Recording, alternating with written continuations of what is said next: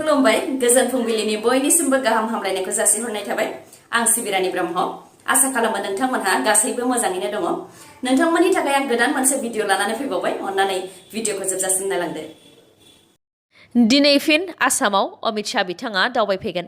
नखर मन्त्रि अमित शाह बिथाङा दिनै आसाम नगावनि बाटाद्रावायाव फैनानै मोनसे सुबुं गौमायाव बाहागो लाफैगोन। बेजों लोगोसे नगावनि बाटाद्रावा थान गायसननायखौबो बेखेवगोन। बेनि अनगायैबो कार्बि आंलंनि देनगावआव मोनसे सुबुं गौमायाव बाहागो लागोन आरो थांनाय 23 फेब्रुवारियाव कार्बि आंलंनि मोनबा संगठननि हाथियार गथायनाय सोद्रोमाफोरनि दैदेनगिरिफोरजों सिजफायार एग्रिमेन्ट जानायाव बाहागो लागोन। आसाम बिधानसभा बिसायख'थिनि अक्ट' फोसावाखैब्लाबो बिसायख'थिनि थाखाय फोसावदिं मेल खुंनाया जागासिनो दङ। थांनाय बिटिसि बिसायख'थियाव इउपिपिएल, बिजेपि आरो जिएसपि हान्जाया बिटिआरआव जथायै सोरखार दादोंमोन। बिटिआरनि मोन 12 बियाबनि मादाव जिएसपि हान्जाया मोनथाम बियाबाव गावसोरनि बिजाथि फसंनो लुबैनायखौ बुंथिनायजों लोगोसे बेफोर मोनथाम बियाबफोराव जिएसपिनि बिजाथि फसंनो मोननायनि आसा दं होननानैबो बुंथिदों एमपि नबकुमार सरनिया बिथाङा। बिथां नबकुमार सरनियाया लुबैनाय मोनथाम बियाबफोरा जाहैबाय बाक्सा जिल्लानि सिङाव थानाय बरमा, सापागुरि आरो तामुलपुर।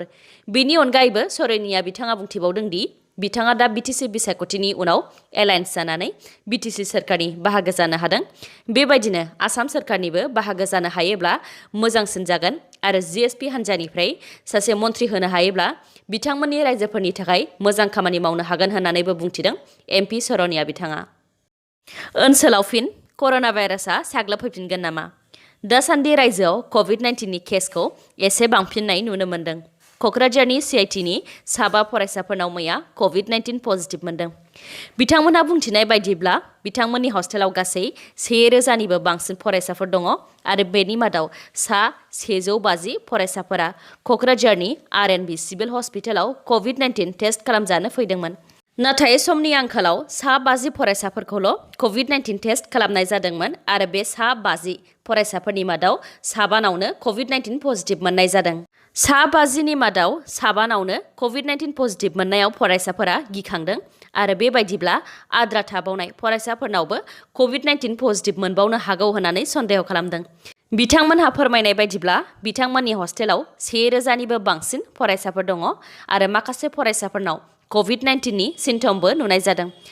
आनजाद खाथिनि थाखायनो आसामनि गुबुन गुबुन जिल्लानि अनगायैबो गुबुन रायजोनि फरायसाफोराबो हस्टेलाव फैनानै थाफैनायनि थाखायनो बेबायदि जानो हागौ होननानैबो सन्देह खालामदों आरो हस्टेलनि गासै फरायसाफोरखौ कभिड-19 टेस्ट नायनो थाखाय सिआइटिनि केम्पासावनो कभिड-19 टेस्ट खालामग्रा केम्प जिरायनांगौ होननानैबो दाबि दैखांदों। मोनसे अफिसियेल फोसावबिलाइनि गेजेरजों क'क्राझारनि जिल्ला खुंथाया सिआइटि क'क्राझारखौ कभिड-19 केस मोननायनि थाखाय आरो बिनि गोसारनायखौ होबथानो थाखाय कन्टेनमेन्ट जन फोसावबाय। सनितपुर जिल्ला ढेकियाजुलि पुलिस थानानि सिङाव थानाय बालिगाव गामियाव सासे हिन्जावसा गथ'नि गोथै देहा मोन्दों। जिउ गोमानाय हिन्जावसा गथ'आ बालिगावनि बिमा जिले राभा आरो बिफा मुन राभानि देरसिन फिसाजो काराबि राभा 12 बोसोर बैसोनि। खौरांनि बायदिब्ला बिथां काराबि राभाया 20 फेब्रुवारिनिफ्रायनो गोमानानै दंमोन। जाथायनि सायाव मिथिनानै मोननाय बायदिब्ला थांनाय 20 फेब्रुवारियाव जिले राभानि नखराव सिनाय मोनै माखासे दुथांफोरा फिसाय मुन राभा गैयैखौ खाबु लानानै मोनाबिलि 8 रिंगासोआव हाबफैनानै जिले राभानि खाफाल आरो मोखां खर' बाहागोआव गोबौ हाथियारजों दाननानै बुथारनानै गालांदों। लोगोसे 3 बोसोर बैसोनि फिसाजो उन्दैनि खावलायखौबो दानख्लाबनानै गालांदों। बेनि उनावनो दुथांफोरा काराबि राभाखौ लांखारदोंमोन। सानथाम गोमानानै थानायनि उनाव मैया बिथांनि गोथै देहाखौ गामिनिनो माइ दुब्लिनिफ्राय बोखांनानै मोनबाय।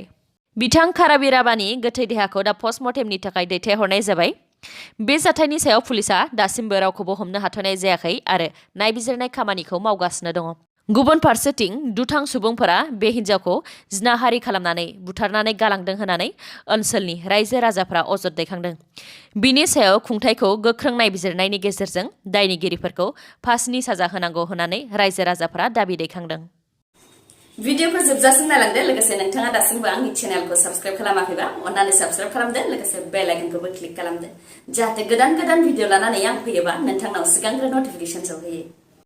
क'क्राझार जिल्लानि गसाइगाव महकुमानि सिङाव थानाय पद्मबिल गामिनि रायजो राजाफोरनि मोब्लिबनि बिला दानसेयावनो 25,000निफ्राय 50,000 रांसिम फैदों।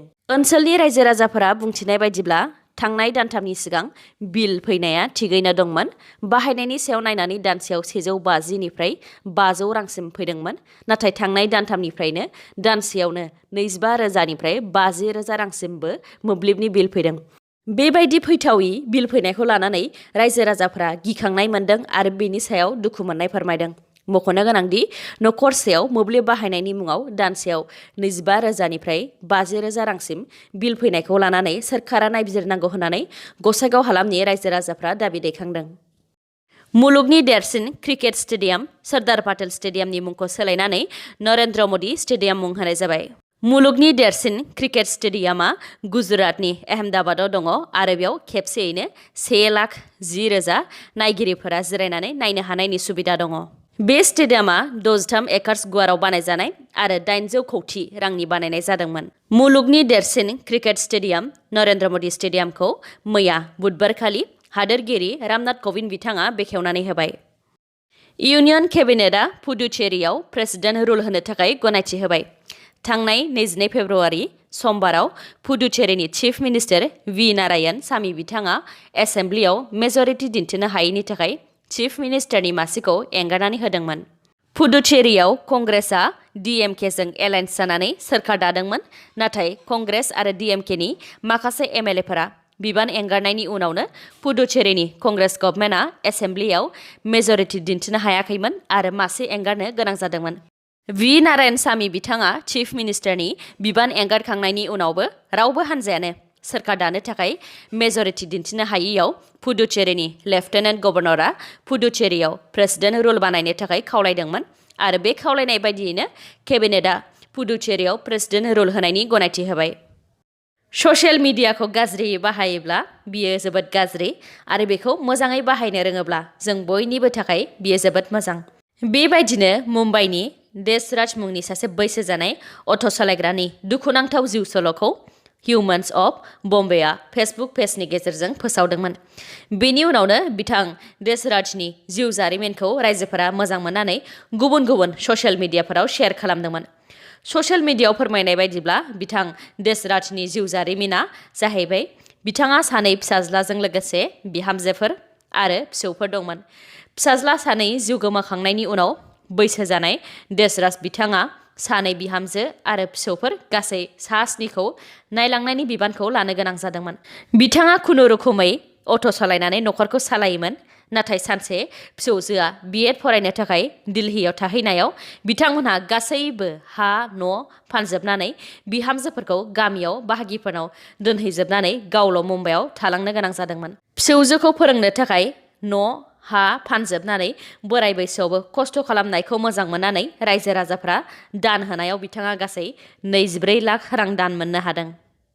जम्मु एन्ड काश्मीरनि अनन्तनाग जिल्लानि शालगल हाग्रा ओनसोलाव रैखाथि बिफान आरो उदखारिफोरनि गेजेराव गावलायलायनाय जादोंमोन, जेराव रैखाथि बिफाना उदखारि हान्जानि 4खौ गावथारनो हादों। जाथाय जानाय जायगायाव उदखारि हान्जानि मोनसे दोलोआ थाफायखोमानायखौ खौरां मोननानै रैखाथि बिफाना बे ओनसोलखौ बेंनानै लादोंमोन। बे समावनो उदखारि हान्जाया रैखाथि हान्जाखौ थांखिनानै गुलि गावहरग्रोदों। रैखाथि हान्जाया उदखारि हान्जाफोरखौ खनले गावसोरखौ गथायनो थाखाय खावलायदोंमोन। नाथाय खावलायसेयावबो उदखारि हान्जाफोरा गावसोरखौ गथायालासे रैखाथि बिफाननि सायाव गुलि गावहरनायखौसो बांसिन खालामदों। जायनि थाखाय रैखाथि बिफानाबो उदखारि हान्जानि सायाव गुलि गावहरफिननो गोनां जादों आरो बे जाथायावनो उदखारि हान्जानि 4खौ गावथारनो हादों। इन्डियान सुपार लीग ISLआव मैया उडिशा आरो मुम्बाइ सिटीनि गेजेराव फुटबल गेलेनाया जादोंमोन, जेराव उडिशाया गल 1 आरो मुम्बाइ सिटीआ गल 2 सोनो हादों। दिनै जामशेदपुर आरो बेंगालुरुनि गेजेराव मोनाबिलि 7:30 रिंगानिफ्राय फुटबल गेलेनाया जागोन।